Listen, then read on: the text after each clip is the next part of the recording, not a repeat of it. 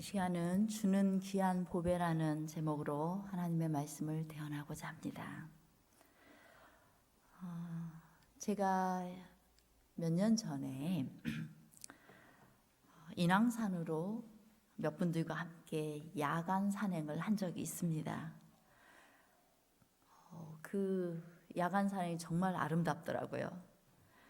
그런데 인왕산 곳곳에 촛불이 켜져 있고 또 그곳에서 사람들은 기도를 하고 있었습니다. 특별히 인왕산에 이 선바위라는 곳이 있는데 지금 보고 있는 곳이 선바위입니다. 특별히 이곳에서 기도를 하면 효험이 크다고 전해지고 있습니다.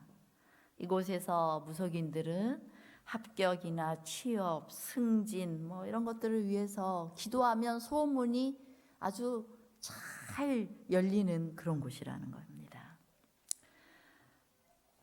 오늘날 사람들은 복을 위해서 기도합니다. 무병장수를 위해서 기도하고 또 비는 복들이 다 뭐예요?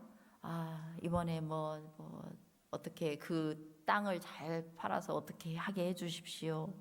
건강 지켜주시고 낫게 해주십시오. 취업되게 해주십시오. 꼭 합격하게 해주십시오. 이 동서고금을 막론하고 어떤 곳에서든지 사람들은 뭔가에 빌어요. 빌고 또 복을 얻기 위해 기도를 합니다. 세상 사람들이 구하는 복이에요. 그렇다면 기독교인인 예수님을 믿는 여러분들은 무엇을 위해 기도하고 있습니까? 여러분들의 큰 기도 제목이 뭡니까? 역시 우리는 우리 자식의 합격을 위해서 기도하고 건강을 위해서 기도하고 오늘 사고 안 나게 해달라고 기도하고 승진하게 해달라고 기도하고 취업되게 해달라고 기도하고 사업 잘 되게 해달라고 기도하고 평안하게 해달라고 기도하고 자식이 잘 되게 해달라고 기도하고 있지 않습니까? 제가 결혼할 때 우리 시어머님께서 큰애 때 다이아 못한 것이 너무 아쉬웠다고 이번에는 꼭 다이아를 폐물로 하셔야 되겠다고 그러셔서 다이아 반지랑 기타 등등의 폐물을 하게 되었습니다. 전 그 당시에 0.0001도 욕심이 안 났어요. 근데 어쨌든 그 폐물을 받게 되었습니다. 하나도 욕심 안 나는데 그걸 받고 나니까 아주 귀찮았어요. 어디 냉동실에 보관했다, 여기 보관했다, 저기 보관했다, 불안만 하고 이것도 잊어버릴 수도 없고. 그래서 나중에는 한 1년쯤 지났을 때 우리 남편이랑 이야기하고 이거 부모님들 쓰라고 다 갖다 줘버립시다. 이거 폐물 팔 수도 없고. 그래서 다 갖다 줘버렸어요. 그랬더니 우리 부모님들은 시부모님들 좋아하시고 저는 마음이 얼마나 헐겁하는지 몰라요. 이쯤 되면 제가 무력이 있습니까? 없습니까? 제가 엄청나게 무력이 없는 줄 알았으면 내가 하늘에 딱 가기 합당한 그 정도 욕심이 전혀 없는 상태인 줄 알았습니다. 근데 이제 수년 후에 우리 어머님이 금을 모아가지고 금시계를 하나 선물해 주셨어요. 이게 진짜 제 시계예요, 이거는. 예, 저희 집에 있습니다. 근데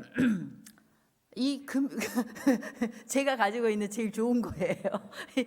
이 금시계를 제가 맨 처음 선물로 받았을 때 딱 손목에 차고서 누가 교인들이 좀 안 봐주나 이렇게 이거 금이라는 거 안 알아주나.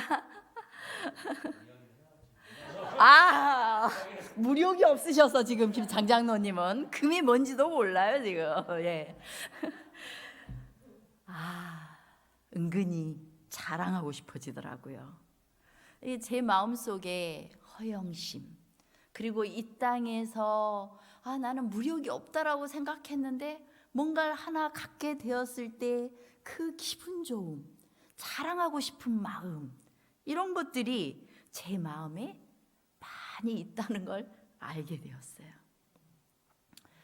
역시나 제가 이렇게 설교해요. 여러분들 더 소중한 가치를 위해서 기도하십시오 해놓고 제가 당장 우리 자식이 뭐 1등 했어요. 자랑하고 싶어요? 안 하고 싶어요? 바로 하고 싶습니다. 우리는 무엇을 구하고 있습니까? 진짜 우리 마음을 기쁘게 하는 것은 무엇입니까? 우리는 여전히 건강도 구하고 합격도 구하고 때로 아파트 당첨되게도 구하고, 그런데 우리가 이런 것도 구하고 있는데 세상 사람과 다른 점은 무엇입니까? 기복신앙과 다른 점은 무엇입니까? 하나님의 백성들이 또 그리스도를 믿는 사람들이 기복신앙에 빠지게 되면 종교는 대단히 위험하게 됩니다. 세속화돼요. 아주 고귀한 가치 있는 것들이 우리가 이 세상에서 바라는 형이상학적인 어떤 것들을 이기지 못해요. 그래서 저분은 돈이 많아서 장로 되더니 저 사람 돈 많으니까 저 사람 이야기 많이 들어주네. 꼼짝 못하네 목사가. 이러면 뭐가 돼요? 교회가 엉망이 되는 거예요. 세속화되는 거예요. 요즘 오늘날 목사들이 버젓이 그렇게 설교하지 않습니까? 여러분, 하나님께 이거 먼저 갖다 바치면 여러분 전세금 빼고 해서 하나님께 바치면 뭐 할 거라고 그래요? 하나님이 복 주십니다. 그러면 아멘 하고 진짜 또 그렇게 따라가잖아요. 근데 진짜 하나님이 그런 분이에요? 여러분 전세금 다 빼가지고 여러분들 어디 길거리 내앉으면서 하나님께 드리길 바라십니까? 그러고 나면 그 사람이 살 길이 막 있어요? 그렇지 않죠. 하나님께서 우리에게 주시려는 복, 혹은 또 우리가 구하는 그 복, 그건 도대체 무엇이어야 되는가? 여러분들에게 진짜 귀한 복은 무엇입니까?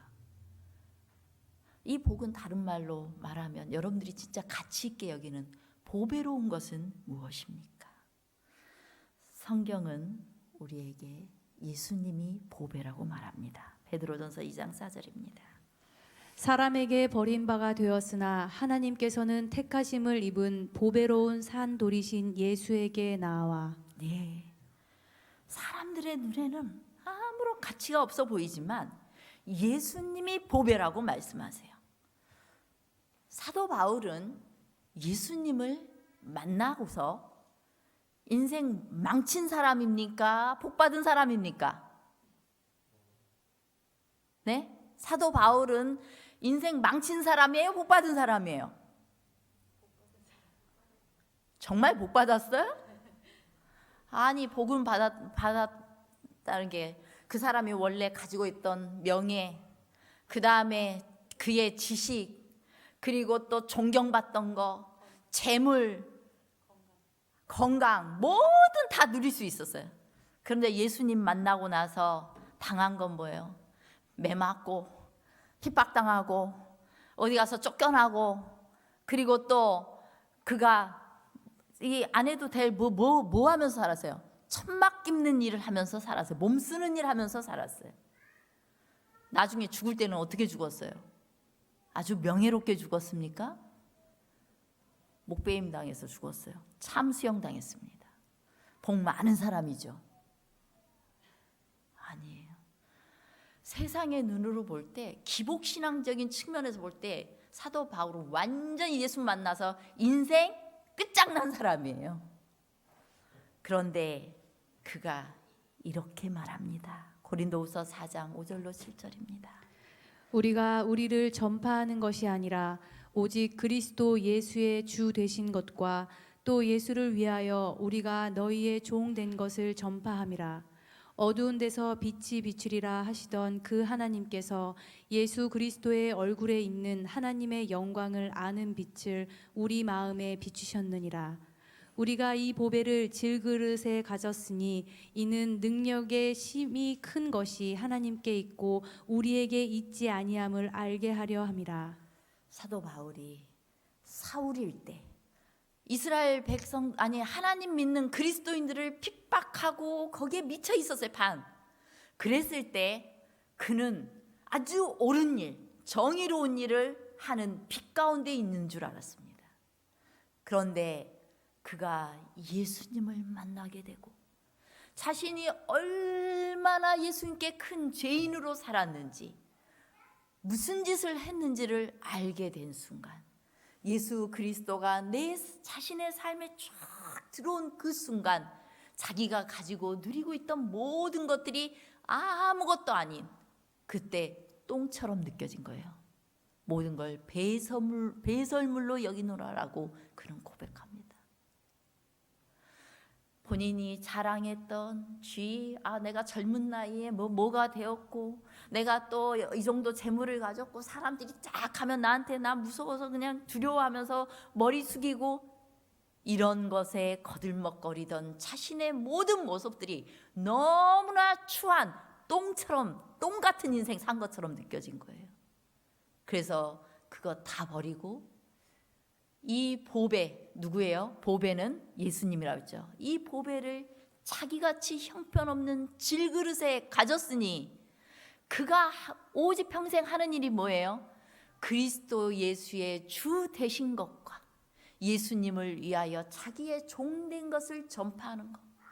예수님이 우리의 구주가 되시고 나의 보배가 되시고, 그러므로 나는 너희들이 아무리 존경할 만한 세상에서 그럴듯해 보이지만 난 아무것도 아니야. 난 너희의 종이야.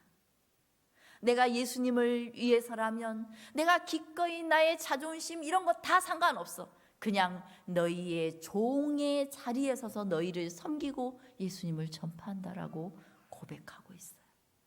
이것이 우리 그리스도인들이 갖게 되는 복이고 보배입니다. 그래서 그리스도인들의 구하는 기도, 그리스도인들이 구하는 복은 달라야 돼요. 예수님께서 우리에게 마태복음에서 이렇게 말씀하십니다. 그러므로 염려하여 이르기를 무엇을 먹을까 무엇을 마실까 무엇을 입을까 하지 말라. 이는 다 이방인들이 구하는 것이라. 너희 하늘 아버지께서 이 모든 것이 너희에게 있어야 할 줄을 아시느니라. 너희는 먼저 그의 나라와 그의 의를 구하라. 그리하면 이 모든 것을 너희에게 더하시리라. 그러므로 내일 일을 위하여 염려하지 말라. 내일 일은 내일이 염려할 것이요 한 날의 괴로움은 그 날로 족하니라. 너희들 염려함으로 구하는 그런 것들, 그거 말고 먼저 그의 나라와 그의 의, 예수 그리스도, 의 대신 예수 그리스도를 구하라는 거예요. 예수님 만나기를 간절히 사모하고 그걸 위해 구하라는 거예요. 그러면 그 다음 문제가 해결된다는 거예요. 어떻게 해결돼요? 어떤 경우에는 주심으로 내가 나 합격하게 해주세요. 그 다음에 또 이 재물을 주세요. 기도했더니 딱딱 들어주셔요. 그래서 하나님께 감사. 어떤 경우에는 그것을 허락하지 않으시고 묘한 길로 나를 막 인도하셔서 때로는 고난의 길이 있는 거예요. 근데 그럴 때도 어떻게 하는 거예요? 그 순간에 예수 그리스도를 만나게 됨으로써 그 순간에도 나에게 복 주신 하나님께 감사할 수 있는 거예요. 바로 그리스도인의 구함은 다른 것입니다. 자, 오늘 본문의 말씀을 보십시다. 에베소서 1장 3절로 5절 말씀입니다. 찬송하리로다. 하나님 곧 우리 주 예수 그리스도의 아버지께서 그리스도 안에서 하늘에 속한 모든 신령한 복을 우리에게 주시되 곧 창세 전에 그리스도 안에서 우리를 택하사 우리로 사랑 안에서 그 앞에 거룩하고 흠이 없게 하시려고 그 기쁘신 뜻대로 우리를 예정하사 예수 그리스도로 말미암아 자기의 아들들이 되게 하셨으니. 이 에베소서 1장에는 유독 그리스도 안에서라는 표현이 많이 나옵니다. 불과 이 3절로 5절 이 9절 안에서도 그리스도 안에서, 사랑 안에서, 예수 그리스도로 말미암아 이런 표현이 많이 나와요. 보면은 1절에 그리스도 예수 안에, 또 3절, 7절, 9절, 10절, 12절에 그리스도 안에서, 6절에는 사랑하는 자 안에서, 11절, 13절에는 그 안에서, 15절에는 주 안에서, 이런 표현들이 계속 되어지고 있습니다. 지금 그분 안에 있는 어떤 것을 말씀하려고 하는 것이에요. 하나님께서. 영국에 정말 큰 부자였던 피츠 제널드라는 사람이 있었습니다. 근데 그 사람이 아이가 10살이 넘었을 때 부인이 병으로 죽어버립니다. 그러니까 너무 마음에 상심이 커가지고 이 하나 남은 아들을 애지중지하면서 혼자서 정말 그렇게 정성을 다해서 키웠어요. 그런데 그 아들마저도 20살 되기 전에 또 죽어버려요, 병으로. 그러고 나니까 이 피츠 제럴드가 너무 마음을 달랠 길이 없어서 그가 그림을 수집하기 시작했어요. 그냥 아주 유명한 예술가들의 그 예술 작품을 수집하면서 자신의 슬픔을 잊으려고 했습니다. 근데 세월이 흘러서 피츠 제럴드도 이 병으로 죽게 되었습니다. 그리고 자신이 죽은 후에 자기가 소장한 모든 것들을 경매에 붙이라고 유언을 했어요. 이제 전국 방방곡곡에 많은 사람들이 구름대처럼 몰려들었습니다. 왜냐하면 여기 가면은 좋은 작품들을 살 수가 있기 때문이었어요. 이제 경매에 붙이기 전에 먼저 그 예술품들을 쫙 전시해 두었어요. 그 중에 한 눈에 띄지 않는 한 점이 있었는데, 무명 화가가 피츠 제럴드의 아들을 그린 제목이 내 사랑하는 아들이라는 제목의 그림이었습니다. 이제 그의 유언에 따라 제일 먼저 그 아들의 그림이 경매에 붙여지게 되었어요. 자, 이거 구입하실 분 계십니까? 아무도 그 그림엔 관심이 없어요. 일단 무명 화가가 그렸고 뭐 관심의 대상이 아니었던 거예요. 그때 저 뒷자리에 조용히 앉아 있던 초라한 모습의 한 노인이 조용히 손을 들더니 제가 그 그림을 사도 되겠습니까? 그는 피처 제럴드의 아들을 어릴 때부터 돌보았던 늙은 하인이었습니다. 그는 자신이 가진 돈을 다 털어서 그림을 샀습니다. 그 순간에 변호사가 경매를 딱 중지시킨 다음에 큰 소리로 피처 제럴드의 유언장을 읽기 시작했습니다. 누구든지 내 아들의 그림을 사는 이가 모든 소장품을 가질 것입니다. 이 그림을 선택한다면 그는 가장 소중한 것이 무엇인지 아는 사람이니 모든 것을 가질 충분한 자격이 있습니다. 그래서 그 피츠 제럴드의 모든 그림은 다 이 하인의 것이 되었습니다. 하나님은 우리에게 아들과 함께 모든 것을 주고자 하셨습니다. 누구든지 예수 그리스도를 하나님의 아들로, 그리고 예수를 자신의 구주로 받아들이고 고백하는 사람은 하나님의 모든 것을 소유할 자격을 갖게 된다라고 성경이 말하고 있습니다. 그것이 에베소서 3장 1장 3절에 있는 그리스도 안에서 하늘에 속한 모든 신령한 복을 우리에게 주시되라는 표현이에요. 사실상 하늘에 있는 신령한 모든 복들을 우리가 누릴 수 있는 자격이 없습니다. 여러분들 보시면 저를 보면 제가 알겠어요. 너무 죄스러워. 죄가 많아요. 추악해. 이기적이에요. 교만해요. 아주 작은 것에도 자랑하려 들고 나 내세우려고 해요. 희망이 없어 보입니다. 저 자신을 보면. 그런데 이런 나라도 그리스도가 내 안에 계시고 예수님께서 나의 보배가 되어주시면 그 다음부터 하늘에 있는 모든 신령한 복을 다 누리게 하시겠다는 거예요. 예수님이 지금 어디 계세요? 하늘 하나님 보좌 우편에 앉아 계신다고 말씀하십니다. 왕으로서 앉아 계세요. 그분이 누리는 모든 것들을 다 우리가 누릴 수 있도록 하시겠다는 거예요. 누구 안에서? 그리스도 안에서. 우리가 아들을 모시면 그 다음 모든 것들을 누릴 수 있게 하겠다고 말씀하시고 있는 것입니다. 그렇기 때문에 하나님이 모든 인간들을 향한 소망이 하나 있어요. 그 소망이 5절에 있어요. 5절. 예수 그리스도로 말미암아 자기의 아들들이 되게 하셨으니. 근데 예수님으로 말미암아 하나님의 아들들이 되게 하시는 것을 하나님께서 처음부터 그 기쁘신 뜻대로 예정하셨다고 했어요. 예정이 무슨 뜻이에요? 미리 정해놨다는 거예요. 하나님이 여러분들이 하나님의 자녀 되도록 누구로 말미암아? 예수님으로 말미암아 하나님 아들이 되도록 정해놨어요. 그래서 하나님은 누구든지 예수님을 믿고 다 하나님 자식 만들기를 원하세요. 왜 그러냐면 우리가 원래 누구 자녀였어요? 원래 하나님 자녀였어요. 그런데 하나님 자녀였던 인간들이 죄를 짓고 누구를 아버지로 모시게 되어버렸어요? 마귀 사단을 아버지로 모시게 되었어요. 그래서 우리가 그 후로는 마귀의 자식들이 되어버렸습니다. 그래서 하나님께서 이 마귀의 자식된 우리들을 다시 되찾아오기를 원하셨어요. 다시 아들 삼기를 원하셨어요. 그러므로 주님께서 그 일을 하고자 하셨던 것입니다. 제가 저에게 큰 딸은 이렇게 입양은 아니고 위탁한 딸이에요. 원래 부모님이 있고 또 어머니가 있긴 있지만 가족이 있지만 이렇게 정당하게 부모로서 잘 돌봐야 될 일을 하질 않았어요.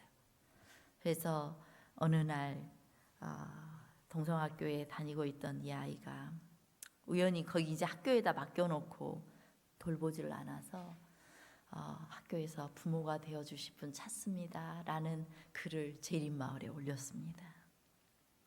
저는 그 당시에 이 가정사역을 하면서 이 한 아이가 제대로 돌봄을 받아야 될 때 돌봄을 받지 못하면, 사랑을 받아야 할 때 사랑을 받지 못하면 이 아이의 한 평생이 얼마나 힘겨울 수 있다는 것을 많이 생각했어요.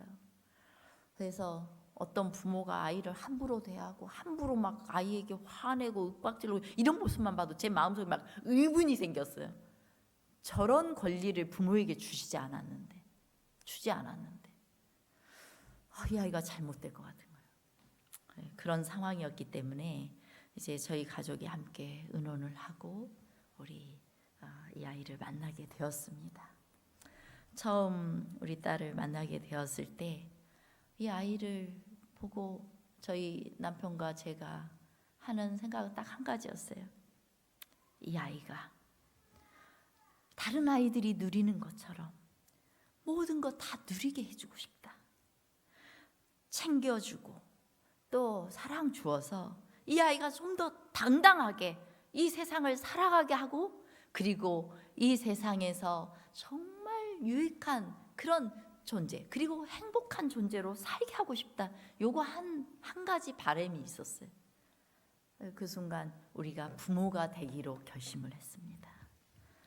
그 당시에 여기 현준이 있지만 우리 여동생네가 막 부도나고 어려운 상황이었어요. 그래서 이 현준이네가 저 마산에 살고 있었기 때문에 제가 뭐 돈이나 한 번씩 보내주지 뭘 해줄 수 있는 상황이 아니었어요. 그 현준이네가 힘든 걸 본 어떤 집사님은 제가 큰 딸을 데려왔다는 소식을 듣고 어떻게 언니가 한 푼이라도 아껴서 동생 줘야지, 동생 돌봐야지, 어떻게 그럴 수 있냐고까지 이야기를 하셨다고 그래요. 그런데 그 시점에 제가 만난 아이였고 또 있는 대로 사랑을 나누고 싶었기 때문에 그냥 함께 하게 되었습니다. 또 본인이 원 가족이 있기 때문에 위탁만 하게 됐어요. 이제 고등학교 때까지 우리가 책임지고 돌봐주기로 했습니다. 이제 고등학교 졸업반이 되었어요, 소연이가. 자기가 이제 그 졸업반이 되니까 자기 마음에 걱정이 됐을 거 아닙니까? 아, 나도 이제 내 방식으로 살아야지 이런 생각 했을 거 아닙니까? 근데 우리 큰 딸도 스스로 고민을 많이 했겠지만 저도 제가 고민이 됐어요. 약속한 시간은 고등학생 때까지인데 아직 내보낼 준비는 안 되어 있고, 얘가 어디 가서 어떻게 살아야 돼? 막 이런 생각 드니까 내가 마음에 고민이 많았어요. 어떻게 이제 말을 꺼내야 되나? 그런 상황인데 어느 날 딱 저한테 그러는 거예요. 엄마, 이제 제가 졸업을 하면은 친구랑 같이 광주에 갈 거예요. 광주에 미용실에 취업을 해가지고 미용고등학교를 나왔는데 취업해가지고 그냥 독립해서 살겠다는 거예요. 그 순간에 제 진짜 열받았어요. 너무 속이 상한 거예요. 그래서 내가 너한테 뭐야? 이렇게 화냈어요. 내가 너한테 뭐야? 내가 엄마긴 해? 어떻게 나에게 한마디 상의도 없이 너가 그런 결정을 내리고 나한테 통보할 수가 있어? 그래서 제가 그때 정말 세게 때렸어요. 고등학생인데. 우리 딸이 나를 지금 아직 내가 준비가 안 되었어요. 나 대학도 가고 싶고요. 이렇게 말했으면 좋겠는데 나를 믿지 않는 것 같아서 너무 마음이 아팠어요. 그때 제가 하나님 마음을 아주 조금 더 알게 되었어요. 하나님이 나를 딸로 삼아서 다 해주고 싶은데, 그런데 때로 우리는 염치 없어서 나 딸 자격 없다고 그러고, 때로 나는 뭐 이래서 안 된다고 그러고, 그렇게 살고 있거든요. 하나님의 인간을 향한 목표는 우리를 다 자식 삼는 거예요. 자식 삼는 거. 그래서 하나님께서는 일단 예수님을 우리의 구주로 모신 사람들을 향해서 이렇게 말합니다. 로마서와 갈라디아서에 있는 말씀입니다. 너희는 다시 무서워하는 종의 영을 받지 아니하고 양자의 영을 받았으므로 우리가 아빠 아버지라고 부르짖느니라. 너희가 아들이므로 하나님이 그 아들의 영을 우리 마음 가운데 보내사 아빠 아버지라 부르게 하셨느니라. 하나님께서 너무 사랑한 이 자식들을 잃고 나서, 사단에게 뺏기고 나서 너무 가슴이 아파서 이 아이들을 어떻게 되찾아올 것인가, 그것에 대해서 우리 예수님과 의논하시다가 어떻게 하셨어요? 예수님이 이 땅에 가셔서 우리 대신 죄값 다 갚고 우리를 다시 하늘과 연결시키기로, 그래서 다시 아들 삼기로, 자녀 삼기로 그렇게 계획을 하신 것입니다. 그래서 예수님께서 실제로 이 땅에 오셔서 우리를 구원하시고 아들 삼으셨어요. 여기 지금 성경에 아빠 아버지, 얼마나 이 감동적인 표현입니까? 하나님이 그 마음을 열어서 그 사랑을 다 보일 길이 없어서, 야, 나한테 아빠라고 해. 아빠, 나 네 아빠야. 나한테 와서 마음껏 어리광도 부리고 나한테 염치 같은 건 따지지 말고 와. 아버님, 제가 냉장고 문을 열어도 되겠습니까? 이게 아니라 그냥 냉장고 문 당당하게 열어. 당당하게 하나님께 구하고 하나님께서 너희에게 필요한 모든 것들을 주시리라고 믿어. 이렇게 우리를 친아들로, 친딸로 대우하기로 작정하셨어요. 그렇게 하신 이유가 뭐예요? 교제하기 위함이었습니다. 우리가 노예가 주인에 대해 가지는 비굴하고 두려운 마음이 아니라 자녀가 부모에 대해 가지는 애정과 사랑, 신뢰 감정을 가지고 하나님과 교제하기를 바라셨어요. 제가 우리 딸 키우고 그 다음에 이제 우리 여동생네 아이들도 다 와서 우리랑 8년 살았어요. 우리 동생네가. 그래서 이 현준이, 또 현주이 누나, 본양이 이렇게 다 같이 자랐는데요.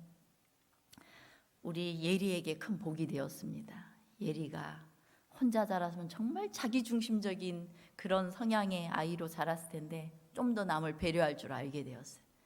그리고 지금 저에게 큰 보상은 이거예요.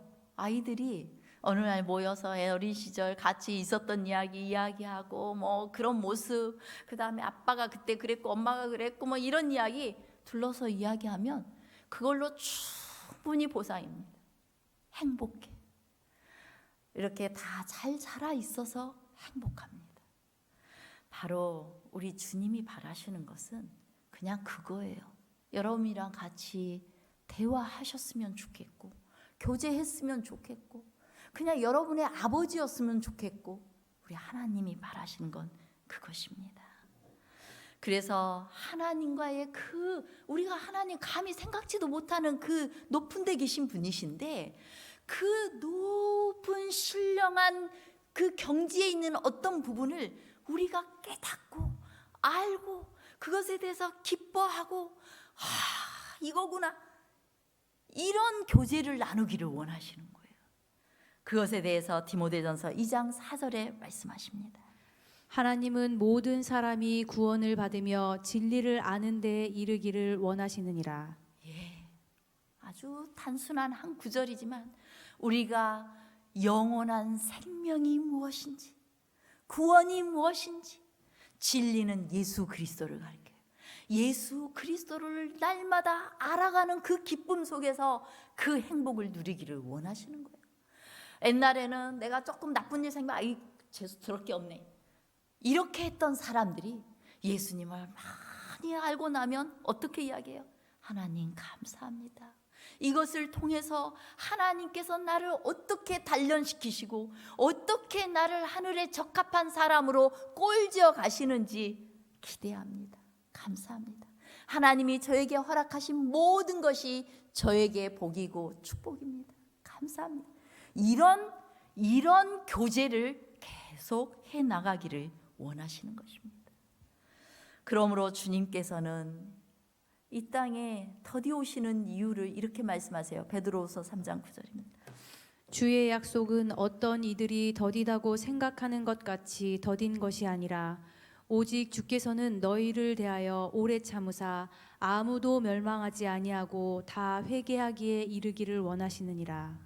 지금 예수님이 몇십 년 또 몇백 년 전부터 예수님이 계속 온다고 이야기했는데 아직까지 안 오고 있다고 우리는 해이해지고 있는데, 그런데 예수님이 안 오신 진짜 이유가 뭐라고요? 누구 때문에 안 오고 계시다고요? 나 때문에 못 오고 계신대요. 내가 오늘 주님 앞에 내 모든 죄를 고하고 회개하고 그리고 구원받기를 원하는데 아직 정신 못 차리고 이렇게 살고 있어서 이 자식 포기할 수가 없어서 멸망하지 않고 구원에 이르기를 바라시는 그 예수님이 차마 지금 오늘도 못 오고 있는 거예요. 나 때문에 그냥 조금만 이 아이가 다시 나에게로 돌아올 때까지. 우리 하나님의 마음은 이런 마음입니다. 우리를 구원하시려는 마음입니다.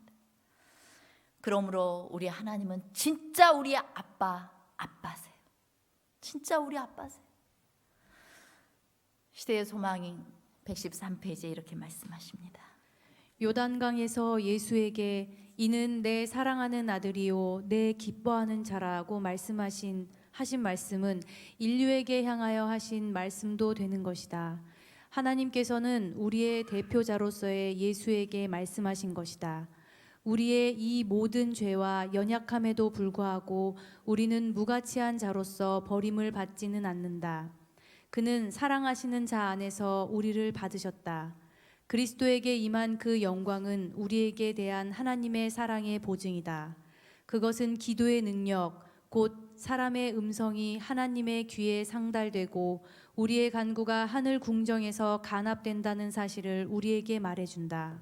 예수님이 침례받고 올라오실 때 이는 내 사랑하는 아들이요 내 기뻐하는 자라라는 선언은 바로 그 순간 우리를 예수님과 연결시키셔서 그 아들이신 예수님과 그 아들 안에서 아들을 삼으신, 자녀를 삼으신 우리에게 하신 말씀이라는 거예요.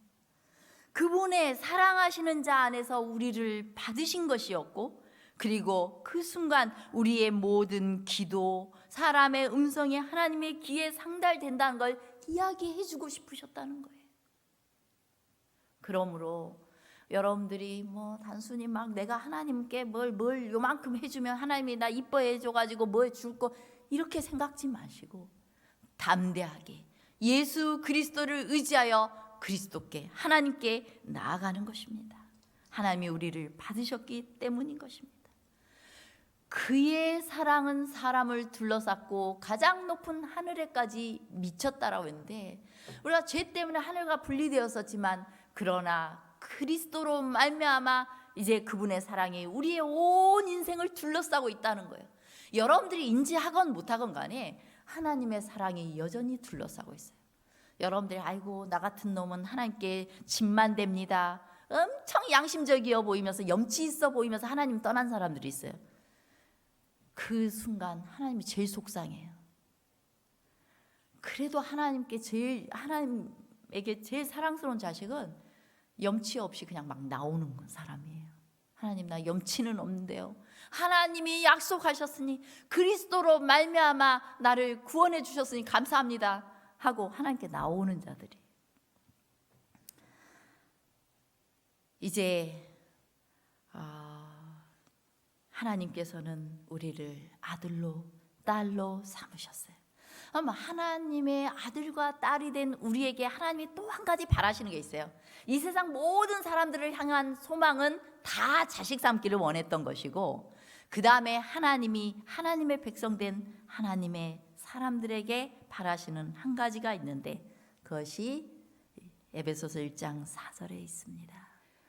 곧 창세전에 그리스도 안에서 우리를 택하사 우리로 사랑 안에서 그 앞에 거룩하고 흠이 없게 하시려고. 네, 주님 앞에서, 그분 앞에서 거룩하고 흠이 없게 하려는 거예요. 여러분 거룩하고 흠이 없어요? 여기에 흠 없으신 분 단 한 분도 안 계세요. 흠 없다고 말할 사람이 아무도 없어요. 저는 어떻게 이렇게 몇십 년을 신앙을 하고 몇십 년을 목사를 했는데도 이렇게 큰 죄인인지, 어떤 때는 저 자신의 모습만 보면 이 자리에 서는 것이 너무 부끄럽고, 또 하나님께서 아직도 나를 믿고 그냥 목사로 두신 것이 놀라워요. 근데 주님께서 이 소망을 가지시고 계속해서 나를 다듬어가고 있는 것입니다. 한 이야기 드리겠습니다. 암소 9마리. 의사 선생님이 한 분이 아프리카에서 의료 봉사를 하다가 한 유학파 청년을 만나게 되었습니다. 그는 외국에 나가서 선진 영농기법과 축산 기술을 배워가지고 와서 아주 장래가 촉망되는 사람이었어요. 그는 마을에서도 가장 부유한 층에 속했던 사람이었습니다. 근데 이 청년이 공부하고 오느라고 혼기가 늦어졌어요. 마을 사람들은 온통 이 사람이 누구의 신랑이 될 것인가, 이것이 관심거리였습니다. 그런데 보통 그 당시의 풍습이 남자가 신부를 얻어오려면 장인에게 암소를 주고 데려와야 됐어요.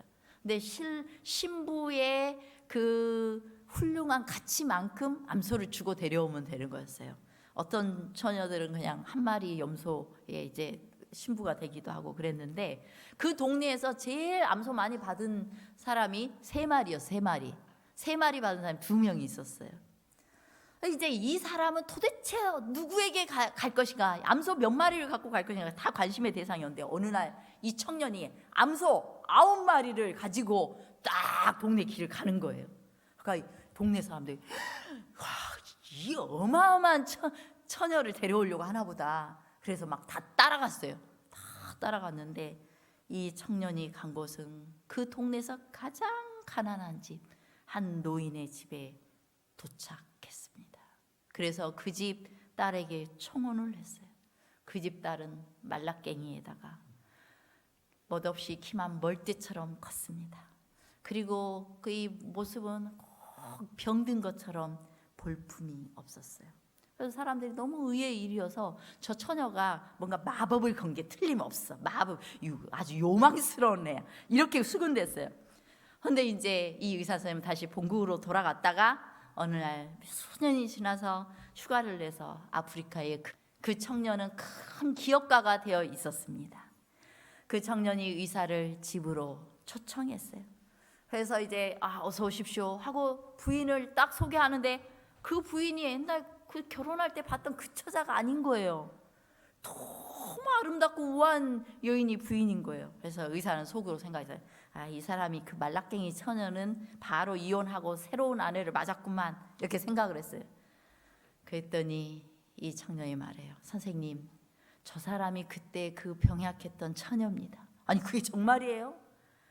저는 그 사람을 아주 어릴 때부터 사랑했는데요, 외국에서 공부할 때에도 그 긴 세월 동안에 저 사람의 맑고 고운 눈동자를 한 번도 잊은 적이 없습니다. 그래서 저 사람한테 청혼을 한 겁니다. 그런데 암소 몇 마리가 이 아내에게 적합 말까, 이 생각을 많이 했는데요, 이 내가 데려올 이 처녀를 가장 귀하고 가치 있게 해주고 싶은데 암소 한두 마리로는 너무 낮춰서는 절대 안 될 것이고, 3마리를 주자니 다른 이미 두 명이 그걸 받았으니까 비교될 것이고, 그래서 내가 거기에 3배 되는 9마리로 결정한 겁니다. 그리고 이야기해요. 아내는 자신에게 암소 9마리의 가치가 있는가 하고 의심했는데 결국은 자기의 가치를 9마리에 걸맞게 하려고 노력했답니다. 하나님께서 우리 예수님이 암소 몇 마리 가지고 우리랑 결혼했어요? 9마리 가지고 결혼한 거예요. 정말 가치 없는 인생들이고 내가 봐도 아주 형편없는데, 그런데 그런 나를 네가 나에게 얼마나 소중한 존재인지를 알려주시려고 우리 하나님께서 하늘 다 쏟아부으시고 예수님 목숨 다 내놓으시고, 그렇게 해서 너의 가치는 이거야 라고 말씀해 주셨어요. 그래서 그 보배 예수님을 만난 사람들은 어떻게 살아요? 예수님처럼 살고 싶어 안 달란 거예요. 우리가 어떤 순간에도 하나님의 사랑에 감사하며 예수님 닮아가고 싶어 하는 거예요. 그렇게 살다 보니 예수님께서, 하나님께서 의도하신 거룩한 삶, 거룩하고 흠없는 삶으로 구원하시도록 나를 내어드리는 것입니다. 이제 사도행적 51페이지 말씀 읽겠습니다. 성령께서는 세상의 증오를 받으며 그 자신의 실패와 과오를 인식하는 가운데 투쟁하고 씨름하는 영혼에게 그 모든 위기에서 버틸 수 있는 힘을 공급해 주신다. 슬픔과 고통으로 전망이 어둡고 앞날이 혼란스럽게 보이므로 무력함과 외로움을 느끼는 때, 바로 그때가 믿음의 기도에 대한 응답으로 성령께서 마음의 안위를 가져다 주시는 때이다. 우리가 형편없어 보이고 계속 내적으로 투쟁하고 씨름하는 겁니다. 사단이 너 같은 건 구원받을 수 없어, 뭐 이런 식으로 말하는 것과 투쟁하는 그 시간이 성령께서 우리의 마음에 안위를 주는 시간인데, 특별한 환경 하에서 영적인 황홀을 나타낸다고 해서 그것이 그가 그리스도인이라는 결정적인 증거는 아니다. 성결이란 황홀경이 아니다. 그것은 하나님의 뜻에 대한 완전한 복종이요, 하나님의 입에서 나오는 모든 말씀으로 사는 것이요, 하늘 아버지의 뜻을 행하는 것이요, 빛 가운데처럼 시련과 어두움 중에서도 하나님을 신뢰하는 것이요, 보는 대로 행하는 것이 아니라 믿음으로 행하는 것이요, 절대적인 확신을 가지고 하나님을 의지하고 그분의 사랑을 신뢰하는 것이다.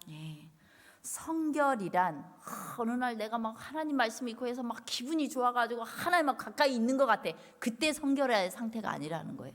성결은 시련과 어두움 중에서도 하나님 신뢰하는 거. 그럼 거룩하다고 말해주는 거예요. 하나님이 나와 함께 하시면 믿는 거예요. 보는 대로 행하는 게 아니라 내 눈앞에 나타난 현상, 다리 부러지고 뭐가 망하고 이런 현상을 보는 대로 믿는 게 아니라 그냥 믿음으로 행하는 것이에요.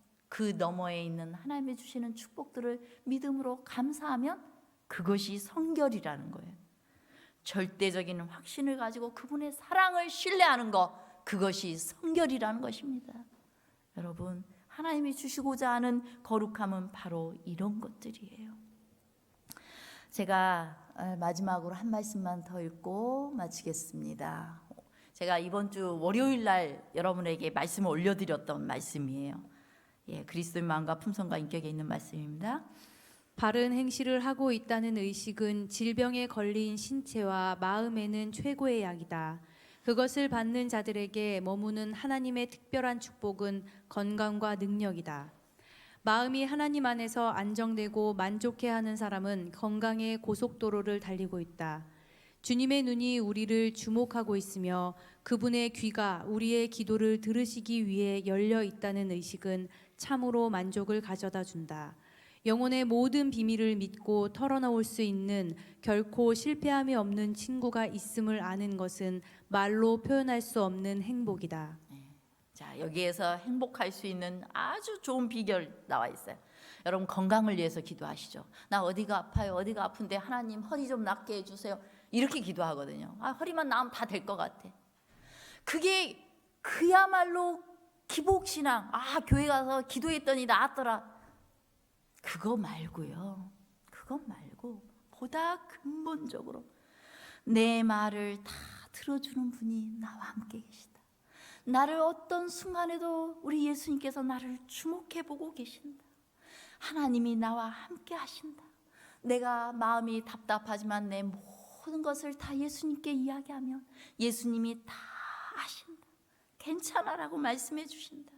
결코 실패함 없는 친구가 있음을 아는 것은 행복이라고 했어요.